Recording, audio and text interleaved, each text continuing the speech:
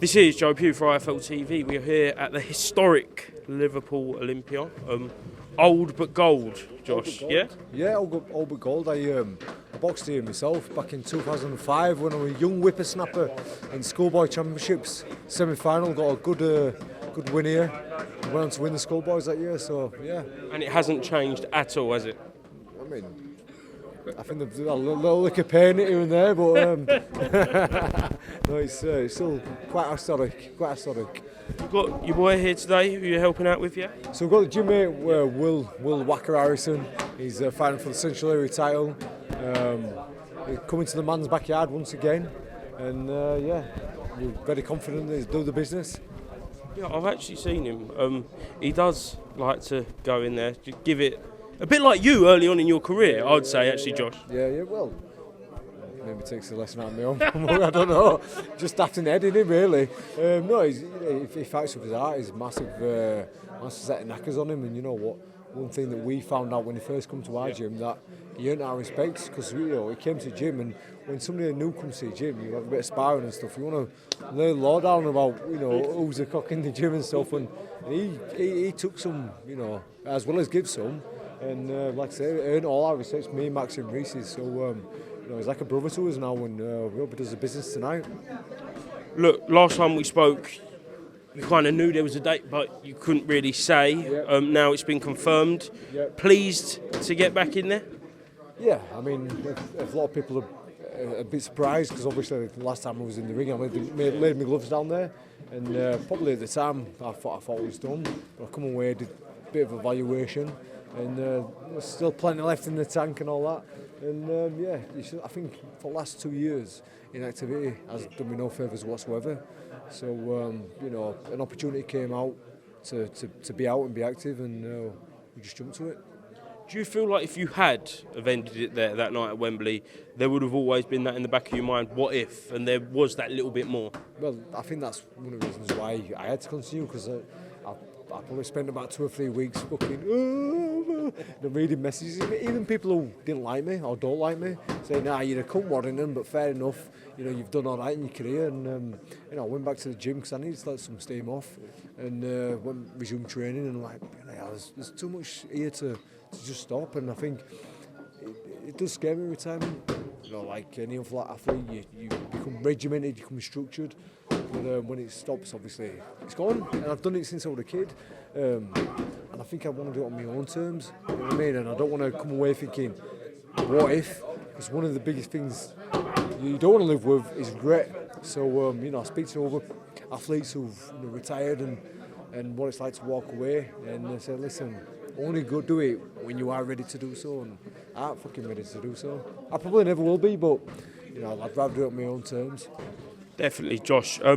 It's at the Cannon Medical Arena. I know Sheffield Arena wasn't available, but you could sell out that arena probably in a day just yourself, couldn't you? So had to limit tickets for you, Dalton, and some of the other guys that are on the card? Yeah, something like that. I mean, like I said, they unannounced me at short notice. Well, they unannounced the short notice, but I only agreed to go on it literally the night before, so we only just ran the numbers up and stuff.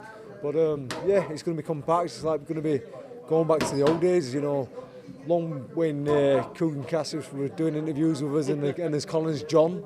It wasn't big enough at the time, but little flashbacks to. No, I won't let it go. No. I still have that in the back pocket. I'm joking, but no, it's nice just to be back out. That's what you want to do, and it doesn't matter who you fight. You've been in the gym and sparring is one thing, but getting used to fight week, no matter how many times you do it, the little butterflies, little nerves, the focus that goes into it, just to be back out and get the arm raised would be nice.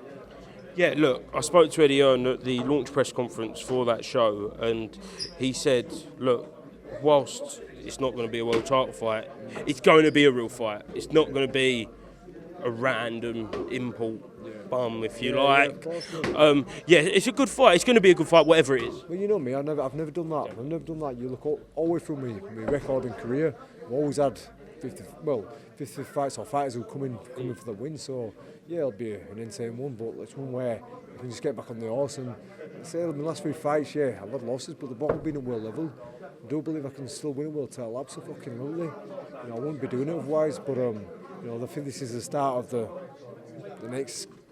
regeneration, if you will. Eddie also said that day that a fight he would be interested in making is the Michael Conlan fight. Yeah. He fought last week, back to winning ways. I know it's been announced that he's fighting for a European title next, but is that a fight essentially at the end of the year that you would be interested in? Oh, most definitely. I think Man and Mick's name's been mentioned for a few times, over the years. I've seen him in different times at shows. My old man has spoken to Mick and his brother. We've shared mutual opponents as well. So, I think like Turkey has said it many times, people will just want to see exciting fights, and sometimes it doesn't matter what's on the line. I think that's an exciting fight. He's well supported, I'm well supported, so it makes a raucous atmosphere, and we cherry on top with a decent dust up. Last one, news this week of Lara. And kind of a failed UCAD test. I know it was before the rematch with Lee Wood, but you still was very vocal on your social media. I put it on the story. You weren't happy about that. And obviously when you've fought him before that and the weight, especially the first fight happened, there must be questions there, yeah? Oh, of course. And I've done a video about it today. I'm probably going to post it up tomorrow. Because you're going to have to think about these things and what you want to say and stuff. And it's easy to just jump in straight away. But I wanted to do a bit of research, find out what is being taken, and just seeing how the general public's responding as well. And it's funny because people jump on Google, have a little look. Oh well, this is only a fucking anti-inflammatory. The thing is because it's not testosterone that it's not performance enhancer. Listen, if it's on the ban list, there's a reason, and there's lots of side effects that come off it that can give you an enhancement. So I've done a video about it, and obviously them questions are going to be there. What did he? When I boxed him, obviously he handed me my first L. It might not have done, but you're always going to ask it because a cheat is always going to be a fucking cheat. And I think whenever there's a dollar or a pound or a yen, then there's always going to be someone looking for that little advantage. But like I've said many times, this is the game. People fucking lose their lives. People, it changes people's health, physical. We love it. It's brilliant. It's fantastic. It captures the world's audience. But it does fucking change people's lives. So, he's a cunt. Well, Josh, thank you very much.